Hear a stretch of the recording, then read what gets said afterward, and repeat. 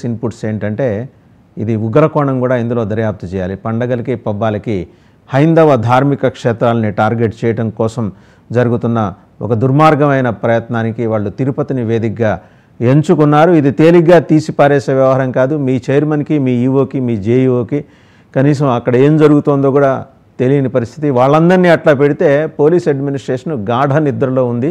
స్పష్టంగా ఇంటెలిజెన్స్ వైఫల్యం కనిపిస్తోంది. ఏమంటారు? డబల్ నైన్ టీవీ ప్రేక్షకులకి, వర్ధవన్ గారు, మీకు, బీజేపీ నేత కిరణ్ గారికి, జనసేన నేత శివపాలరెడ్డి గారికి, వైఎస్ఆర్సీపీ నేత శ్రీకాంత్ గారికి, అనలిస్టు కృష్ణాంజలి గారికి ఉత్తరాయణ పుణ్యకాలం మంచి జరగాలని శుభాకాంక్షలు. శుభోదయం.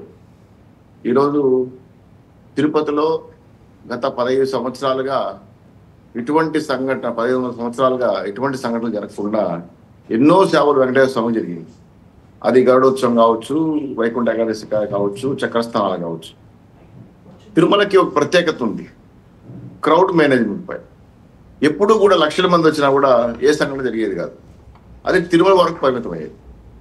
ఎప్పుడైతే ఆగమ వైశాఖ శాస్త్రాలు మార్చి ఈ 3 రోజులు ఉండాల్సిన ఈ దర్శనాన్ని, అంటే ఏకాదశి, ద్వాదశి, త్రయోదశి కూడా పెద్ద ఇంట్రెస్ట్ చూపించారు. 2 రోజులే దర్శనాలు ఇచ్చారు. తిరుపతి ఓటర్లను ఆకర్షించడం కోసం పప్పులు బెల్లాలాగా తిరుపతి కౌంటర్లు పెట్టడం మొదలుపెట్టింది గత ప్రభుత్వం. ఆ ప్రభుత్వం చేసిన పాపం మేము మోసాం. మేము దాన్ని రద్దు చేయాలి. రద్దు చేయకుండా అనవసరం దాన్ని కొనసాగి చేసాం. ఇదొక తప్పిదం. అయితే ఈరోజు భారతదేశంలో కాదు, ప్రపంచవ్యాప్తంగా యావత్ భక్త కోటికి బేషరతుగా ఎన్డీఏ కూటమి క్షమాపణ చెప్తాం. ఎందుకంటే పోలీసులు, టీటీడీ, రెవెన్యూ సమన్వయ లోపం అనేది చాలా స్పష్టంగా కనపడుతుంది. దీనిపైన మొన్న జరిగిన సంఘటన చాలా బాధాకరమైన విషయం. సెకండ్లో, నిమిషాల్లో 6 మంది ప్రాణాలు కోల్పోవడం. ఆ బైరాగపట్టిన ఏరియాలో ఒక మారుమూల ప్రాంతం, అక్కడ భగత్ సింగ్ కాలనీ, లింగేశ్వర నగర్ కొద్దిగా మాస్ ఏరియా. ఆ యొక్క రామానాయుడు స్కూల్ అనుకుని ఒక పార్క్ ఉంటుంది. ఆ పార్కులో అసాంఘిక కార్యక్రమాలు జరుగుతూ ఉంటాయి. ఆ మద్యం, గంజాయి తాగుతుంటారు. ఆ నైట్ 8:50, 8:40 ప్రాంతంలో బుధవారం 5 గంటలకి టోకన్లు ఇస్తామని ఒక ప్రచారం. నిజంగా టీటీడీ ఏం చెప్పింది? బేస్తవారం ఉదయాన్నే, అంటే గురువారం ఉదయాన్నే 5 గంటలకి టోకన్లు ఇస్తామని చెప్తే ఒక వాయువేగంలో ప్రచారం చేసి బుధవారం సాయంత్రం 5 గంటలకు ఇస్తానని ప్రచారం చేసి పార్కులో ఉన్న 2 గంటలని అరిచాడు. మాకు కూడా మెసేజ్లు వచ్చి ఇస్తున్నారు ఇక్కడ టోకన్లు అని. అంటే 9 సెంటర్లు, 94 కౌంటర్లు. మేము ఎక్కడో జోకోన్లో ఉంటే మాకు వచ్చి అదేంటి అంటే ఎక్కడ ఇస్తారని టీడీ చెప్పింది ఇది కదా అని చెప్తే మేము కొంతమంది వెహికల్స్ వెళ్ళిన తర్వాత అక్కడికి పోయే లోపల తోపులాట, కొంతమంది వ్యక్తులు తోపులాటలో మొదలు పెట్టారు. మాకు అసలు ఛాయిస్ లేదు దగ్గర పోవడానికి. మీరు అన్నట్టు కొంతమంది మంకీ క్యాప్లు, మాస్కులు పెట్టుకుని గుర్తుపట్టే బస్సు కూడా లేదు. అక్కడ లైటింగ్ కూడా సరిగ్గా లేదు నైట్. సో ఎప్పుడైతే తోపులాట మొదలు పెట్టారో ఆ క్యూలో నుంచి మా అమ్మాతల్ని ఎవరు ఊపిరాడకుండా తీసుకురావాల్సిన వ్యక్తిని పోయి ఒక్కసారిగా క్యూలో నుంచి ఎగిరి దూకేశారు. ఆ తోకడం మహిళల పైన పడడం, అంతమంది ప్రాణాలు కోల్పోవడం చూస్తే ఇది పక్కా ప్లాన్ ప్రకారం జరిగింది. దీంట్లో కుట్రకోణం ఉందన్న విషయాన్ని ఈయన ఆడ నుంచే అందరికీ మెసేజ్లు పెట్టారు. చాలామంది నువ్వు దేంతో చెప్తున్నావు కూడా అడిగాను. నేను చెప్పా ఇట్లా జరుగుతూ ఉందండి, దయచేసి పోలీసు ఇన్వాల్వ్ చేయండి అని చెప్పి.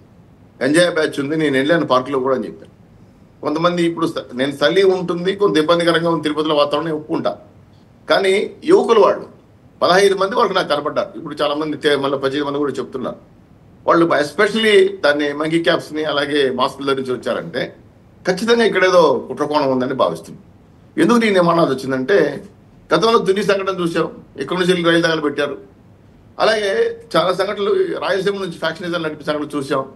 ఇవన్నీ చూసిన తర్వాత ఇది కాకుండా 1995 సబ్జెక్టు కరెక్షన్, చెన్నై నుంచి సోమవారికి గరుడ వాహనాలకి గొడుగులు వస్తాయి. పుత్తూరులో దాన్ని పట్టుకున్నారు. ఆ గొడుగుల్లో మానవపరకమైన బాంబులు పెట్టారని, కొండ మీద ఉగ్రవాదులు సివిల్ పెట్టారు. నేను అదే చెప్తున్నానండి, కోయంబత్తూర్ కనెక్షన్ ఎస్టాబ్లిష్ అవుతోంది చాలా స్పష్టంగా.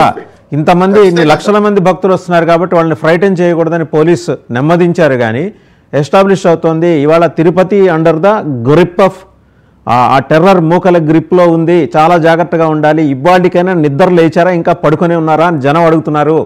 ఎస్ మేము నిజంగానే చాలా బాధపడుతున్నాం. సమన్వయ లోపం చాలా స్పష్టంగా కనపడతా ఉంది. భక్తులు సేవ చేయాలి, టికెట్లు ఇవ్వాలి, వాళ్ళు క్యూలో పెట్టాలి. నీ గొడవలో పడిపోయి జేఈఓలు, ఈవోలు, విఐపి సేవలో పడిపోయి వీళ్ళు సామాన్య భక్తులకు వస్తున్న ప్రమాదాన్ని గుర్తించకుండా జరగబోయే పరిణామాన్ని గుర్తించకుండా ఇంటెలిజెన్స్ వ్యవస్థ కానీ అదేవిధంగా పోలీస్ వ్యవస్థ కానీ నిద్రపోతూ ఉంటే ఈ ప్రభుత్వం నడుపుతున్న మేము ప్రజలకు క్షమాపణ చెప్పాలి పరిస్థితి వస్తాము. ఇది పవన్ కళ్యాణ్ చెప్పిన మాటే. మీరు చేసిన పాపాలకి ఎన్డీఏ గవర్నమెంట్ ప్రజలకు క్షమాపణ చెప్పాలా, ఇది మంచి పద్ధతి కాదని చెప్పి ఓపెన్ గా మాట్లాడారు. అక్కడ ఈఓని జేఈఓని పిలిచి అడిగారు. ఒకసారి పవన్ కళ్యాణ్ గారు ఏం మాట్లాడారో చూద్దామండి. ఒకసారి పెట్టుకుని కూడా ఎక్కడో ఒక నిర్లక్ష్యం అయితే చూపించారు.